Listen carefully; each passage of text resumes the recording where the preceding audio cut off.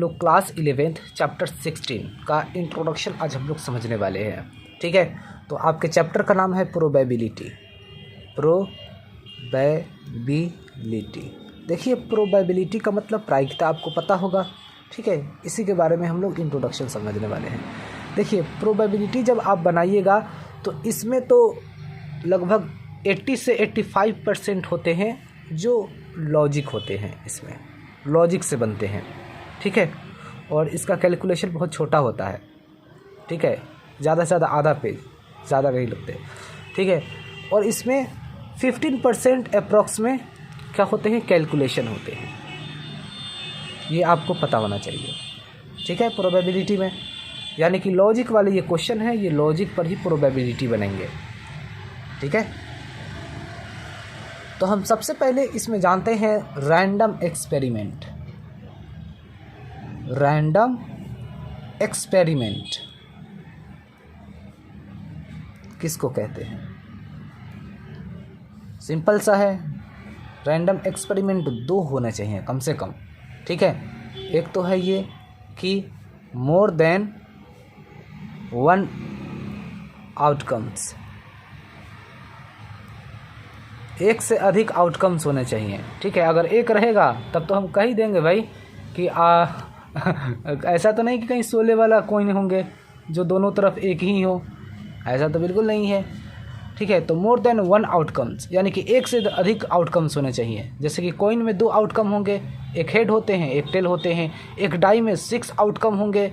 ठीक है, 1 2 3 4 5 6 तक नंबर होते हैं ना, तो मोर देन 1 आउटकम्स, एक से अधिक आउटकम्स होने चाहिए रैंडम एक्सपेरिमेंट के लिए।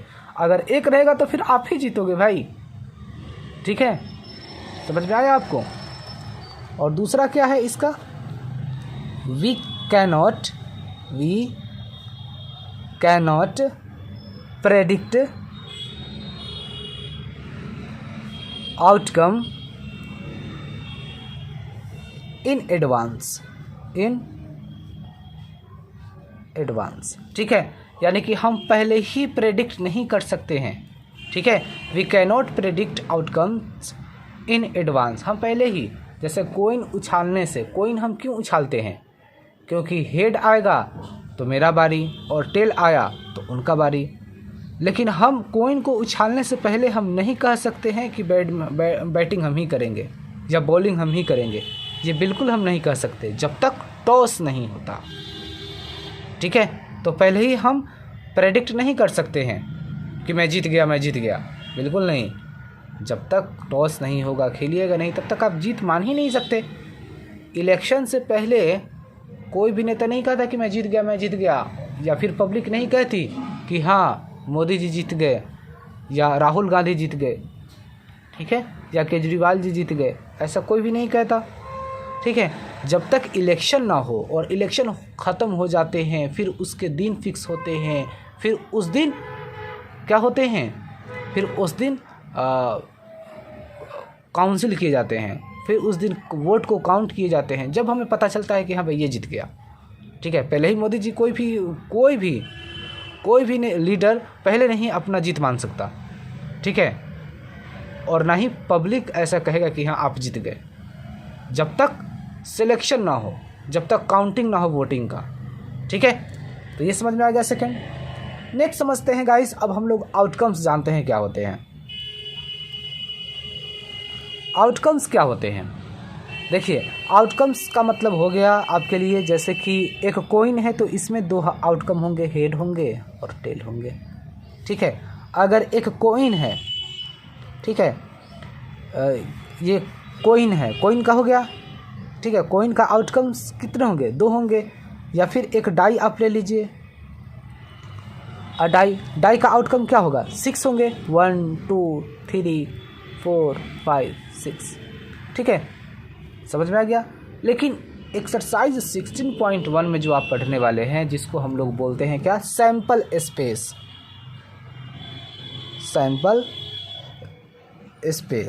ठीक है, सैंपल स्पेस क्या होते हैं? देखिए, ये एक डाई है, एक डाई में 1 से लेकर 6 तक नंबर है ना, तो इसी को हम क्या कहेंगे? सैंपल स्पेस कहते हैं। ठीक है, समझ में आ गया गाइस?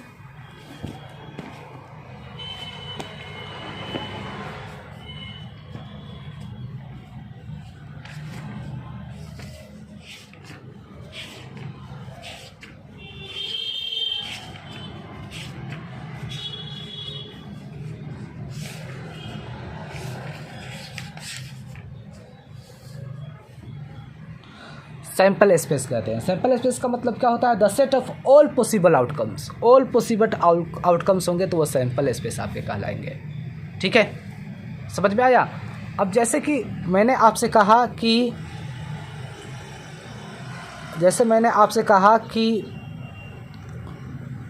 टू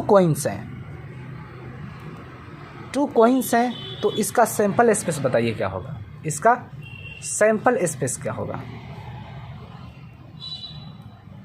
टू कॉइन्स का सैंपल स्पेस क्या होगा? तो देखिए, टू कॉइन्स में सबसे पहले ये आप जान लीजिए कि हमारे कितने रिजल्ट होंगे। 4 होंगे, या तो हेड हेड होंगे, या फिर हेड टेल होंगे, या टेल हेड होंगे, या फिर टेल टेल होंगे। ठीक है, तो यही हमारा सैंपल स्पेस हो गया। ठीक है, अगर कॉइन्स हो, ठीक है, तो उसके टोटल रिजल्ट फाइंड करने के फॉर्मूला होते हैं 2 की पावर n। ठीक है, अगर डाई है, अब कॉइन 1 हो, 2 हो, 3 हो, 4 हो, ठीक है, मान लीजिए 2 कॉइन है तो 2 की पावर 2 हो जाएगा, यानी कि 4 हो जाएंगे। ठीक है, अगर मैंने ले लिया 3 कॉइन्स तो 2 की पावर 3, यानी कि 2 इंटू 2 इंटू 2, तो टोटल रिजल्ट कितने होंगे? 8 होंगे। ठीक है, अगर कहा कि एक कॉइन को 4 बार टॉस करते हैं, ठीक है, 4 कॉइन को एक बार टॉस करते हैं, ठीक है, 4 कॉइन्स हैं और चारों कॉइन को एक बार टॉस करते हैं, तो हमारे रिजल्ट कितने होंगे? तो देखते हैं, 2 इंटू 2 इंटू 2 इंटू 2, 2 की पावर 4 है तो मैंने 4 बार लिख दिया, तो 2 2 4, 4 2 8, 8 2 16 हमारे टोटल रिजल्ट्स होंगे। ठीक है, ये सारे अगर आप मेरा वीडियो देखिएगा तो सारे आपको अच्छे तरीके से हम बताए हैं, कहीं भी दिक्कत नहीं होगा आपको टोटल रिजल्ट लिखने में। रिजल्ट लिखने में बिल्कुल दिक्कत नहीं होगा, सिंपलेस्ट हम तरीका बताए हैं इसमें। ठीक है, अब देख लीजिए, अब हम लोग जानते हैं सैंपल पॉइंट क्या होते हैं। देख लीजिए, सैंपल पॉइंट क्या होते हैं?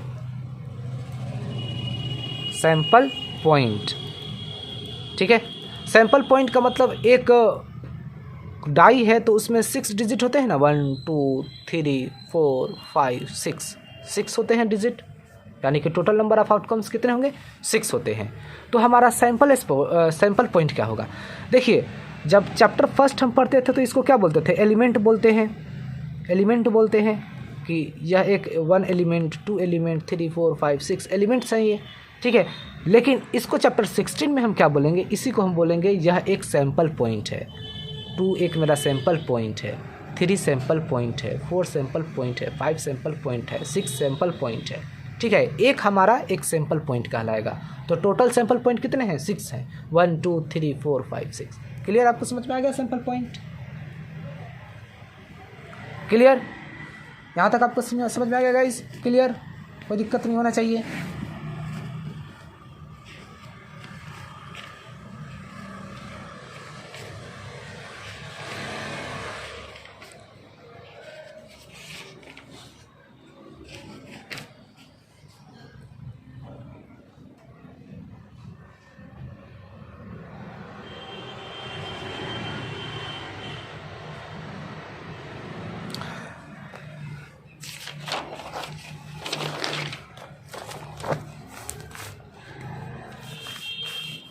अब नेक्स्ट समझते हैं गाइज हम लोग इवेंट किसको कहेंगे?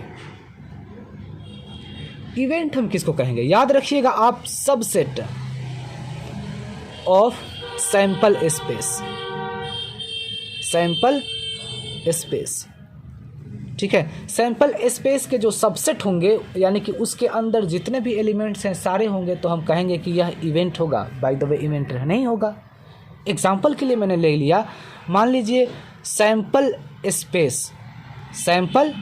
स्पेस मैंने ले लिया। एक कोइन के 2 हैं, हेड हैं और टेल हैं, 2 हैं। ठीक है, आउटकम्स टोटल 2 हैं। तो इसमें हमारा अब हम आपको बताएंगे कि इसमें कौन इवेंट है और कौन इवेंट नहीं हो सकता है। देखिए, मैंने लिखा इसमें इवेंट, यानी कि ई मान लीजिए आप कि क्या है? Getting head.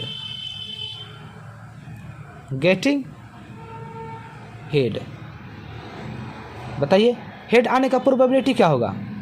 बताइए, तो आप क्या बोलिएगा? हेड आने का प्रोबेबिलिटी क्या होगा? हेड तो एक ही है, तो 1 बट्टा टोटल कितने हैं? 1 2 ये हो गया। समझ में आया। फिर मैंने एक ले लिया, एफ ले लिया, और मैंने कहा गेटिंग टेल। टेल आने का प्रोबेबिलिटी क्या होगा, ठीक है, टेल को हम टी से डिनोट करेंगे। टेल आने का प्रोबेबिलिटी क्या होगा, तो टेल एक ही है, लेकिन टोटल कितने हैं, 1 2 2 हो गया। तो ये हमारा इवेंट है, ये भी हमारा इवेंट कहलाएगा, ठीक है। लेकिन मैंने एक और ले लिया, यहाँ पर जी ले लिया और कहा कि गेटिंग 2 हेड्स, गेटिंग 2 हेड्स। तो बताइए इसमें 2 हेड हैं, नहीं ना है, तो यही हमारा इवेंट नहीं है ये, ठीक है। It is not event. समझ में आ गया गाइस। नेक्स्ट समझते हैं अब हम लोग, जो हम लोग को बहुत ज़्यादा समझना चाहिए वो है mutually exclusive event. Mutually exclusive event किसको कहेंगे, सिंपल सा है ये, आराम से आपको समझ में आ जाएगा। देखिए म्यूचुअली एक्सक्लूसिव इवेंट का मतलब हो गया A intersection B is equal to 5, यानी कि कोई भी एलिमेंट कॉमन नहीं होना चाहिए, कॉमन बिल्कुल कॉमन नहीं होना चाहिए, ठीक है। सपोज डेट मैंने लिख दिया यहाँ पर कि एक डाई का सैंपल स्पेस मैंने लिख दिया। सैंपल स्पेस को एस से डिनोट करते हैं, याद रखिएगा, सिर्फ एस लिखने का मतलब है सैंपल स्पेस, ठीक है। तो एक डाई का सैंपल स्पेस मैंने लिख दिया 1 2 3 4 5 6, ये मैंने लिख दिया, ठीक है। फिर मैंने कहा, एक मैंने लिखा कि इवन नंबर, इवन मैंने ले लिया, ठीक है। या फिर मैंने ए ले लिया, A intersection B is equal to 5 होना चाहिए, तो ए मैंने ले लिया। ए के हमारे क्या होंगे सैंपल, मान लीजिए कि इवन है, ठीक है, इवन है तो क्या होंगे 2 होंगे, 4 होंगे, 6 होंगे।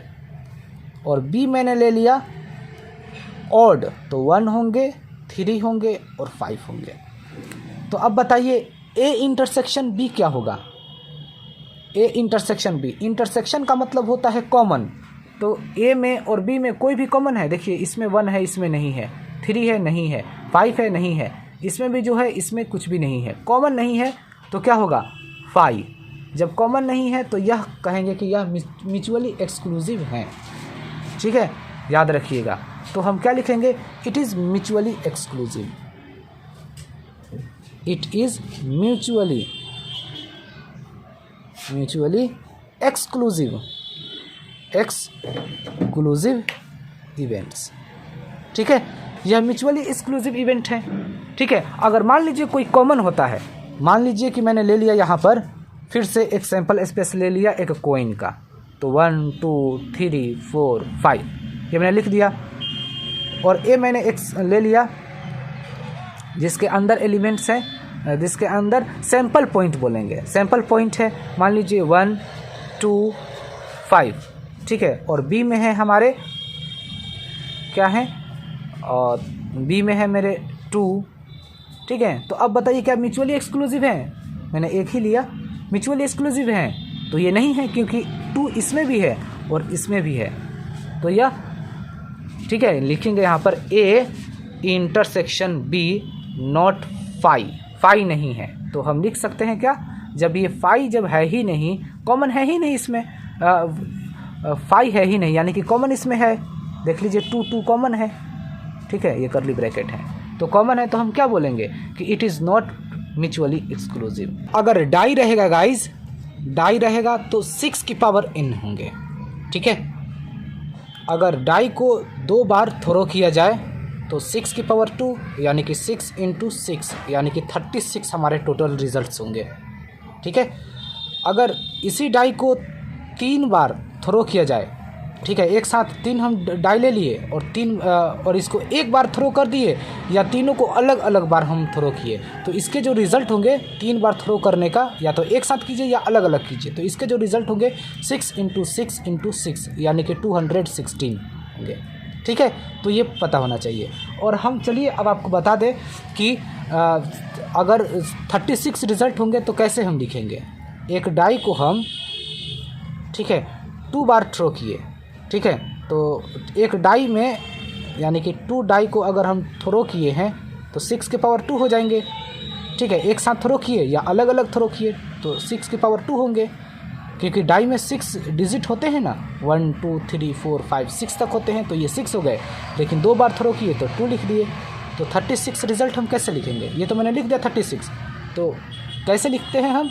तो इस तरीके से लिखते हैं 1 1 1 2 1 3 1 4 1 5 1 5 1 6 2 1 2 2 2 3 2 4 2 5 2 6 3 1 3 2 3 3 3 4 3 5 3 6। ये आपको आना चाहिए। 4 1 4 2 4 3 4 4 4 5 4 6 5 1 5 2 5 3 5 4 5 5 5 6 6 1 6 2 6 3 6 4 6 5 6 6। ठीक है, तो ये टोटल आप काउंट कीजिए, तो इसके ये सैंपल स्पेस हो गया। ठीक है, सैंपल स्पेस मैंने बता दिया। अगर 2 डाई को एक साथ थ्रो करेंगे तो हमारा ये सैंपल स्पेस हो जाएगा, यहाँ से लेकर यहाँ तक। तो टोटल काउंट कर लीजिएगा, 6 12 18 24 30 36, टोटल 36 होंगे। ठीक है, तो ये हमारा इस तरीके से 2 डाई का हम जो लिखेंगे सैंपल स्पेस ये हो जाएगा। ठीक है, समझ में आ गया guys? Positive event, exhaustive event किसको कहते हैं? समझ लीजिए, सिंपल सा है ये। ठीक है, यानी कि ए यूनियन बी बराबर सैंपल स्पेस के इक्वल हो जाएंगे तो हम एक्सहॉस्टिव इवेंट कहेंगे। समझ में आ गया? जैसे कि मैंने यहाँ पर ले लिया सैंपल पॉइंट, सैंपल स्पेस मैंने ले लिया किसका? डाई का। ठीक है, 1 2 3 4 5 6। ठीक है, समझ में आया? अब ए में हमारे क्या हैं? ए में हमारे हैं ऑड नंबर 1 3 5। ठीक है, और बी में क्या है? मान लीजिए बी इवेंट में है हमारे ऑड हो गया, तो इवन नंबर हैं 2 4 6। ठीक है, तो ए यूनियन बी क्या होगा? ए यूनियन बी क्या होंगे हमारे? ए यूनियन बी कीजिएगा तो इसके ए के जितने भी एलिमेंट्स हैं, बी के जितने भी एलिमेंट्स हैं, वह सारे एलिमेंट्स को आप लिख दीजिए। ठीक है, तो 1 2 3 4 5 6, यानी कि यूनियन का मतलब होता है कि ए और बी में 2 या 2 से ज़्यादा इवेंट हो, जितने भी हों सारे को लिख देना ही यूनियन कहलाता है। और ये मैंने सारे लिख दिया तो ये किसके बराबर हो गया? ये सैंपल स्पेस है ना, ये एस लिखा हूँ सैंपल स्पेस, सैंपल स्पेस के बराबर हो गया। तो इसी को हम कहेंगे कि यह एक्सक्लूसिव इवेंट है। Clear guys? पता चल गया आपको? ठीक है, ऐसे ही एक हम फिर अब हम लोग जानते हैं कुछ और प्रोबेबिलिटी के बारे में जो इम्पोर्टेंट चीज़ें हैं। देखिए, प्रोबेबिलिटी जो होते हैं, नंबर फर्स्ट आप याद रखिएगा कि प्रोबेबिलिटी होने के जो होते हैं वह किसके बराबर होते हैं?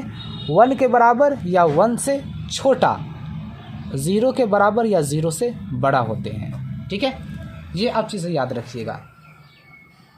क्लियर? और प्रोबेबिलिटी में आप जो भी चीज़ें अगर आप ऐड कर दीजिएगा, जितने भी इवेंट आए होंगे, ठीक है, तो सम करने का जो प्रोबेबिलिटी होगा, ठीक है, वह 1 के बराबर होता है। 1 के बराबर होता है। अब ये 1 मैं आपको बता रहा हूँ कैसे होता है। देखिए यहाँ पर, जैसे कि एक मैंने कॉइन लिया तो कॉइन के सैंपल स्पेस क्या होंगे? हेड होंगे और टेल होंगे। ठीक है, यानी कि इसका हेड आने का प्रोबेबिलिटी क्या होगा? हेड 1 है तो 1/2। टेल आने का प्रोबेबिलिटी क्या होगा? टेल भी 1 है लेकिन टोटल तो 2 है, तो 1/2।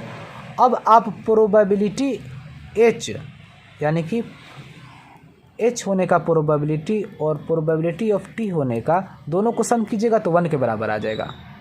ठीक है, देख लीजिए, half plus half is equal to 1, half half 1 is equal to 1 आ गया। ठीक है, तो प्रोबेबिलिटी जो होते हैं ना, फिर जितने भी होंगे हमारे इवेंट्स, सारे इवेंट्स को अगर आप सम कर दीजिएगा तो 1 के बराबर आ जाएगा। क्लियर गाइस, आपको पता चल गया यहाँ तक? ठीक है, अब नेक्स्ट समझते हैं कुछ और चीज़ें।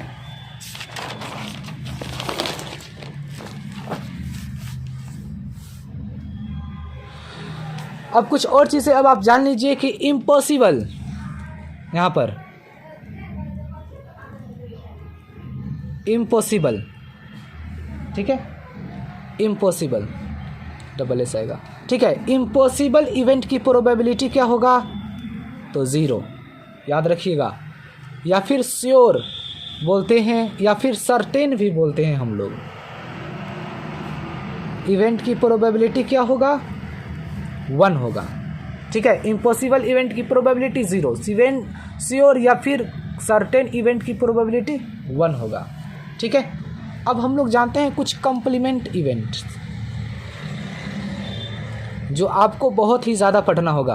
कॉम्प्लीमेंट इवेंट, इसमें क्या होता है? देखिए, ए और बी, इसका मतलब होता है ए यूनियन बी, और का मतलब union. Clear? Next, A and B, इसका मतलब क्या होगा? ए इंटरसेक्शन बी, ये एंड का मतलब इंटरसेक्शन। ठीक है, फिर एक यहाँ पर है ए बट नॉट बी, तो इसका मतलब क्या होगा? A intersection B complement. ठीक है, समझ में आ गया? डी मॉर्गन्स लॉ, इसका बहुत ज़्यादा यूज़ होगा गाइज, वो जान लीजिए। डी मॉर्गन्स लॉस, ये क्या होते हैं? सिंपल सा है ये, बस 2 चीज़ें हैं। ए यूनियन बी का होल कॉम्प्लीमेंट बराबर क्या होगा? A complement intersection B complement, ये फॉर्मूला ही है डी मॉर्गन्स लॉ, याद रखिएगा। फिर ए इंटरसेक्शन बी का होल कॉम्प्लीमेंट क्या होगा? A complement union B complement, ये हो गया आपका आंसर। ठीक है, तो ये 2 चीज़ें डी मॉर्गन्स लॉ भी आप याद रखिएगा, जो आपको एक्सरसाइज 16.1 को बनाने में बहुत ज़्यादा मदद करेगा। ठीक है गाइज, ओके, क्लियर?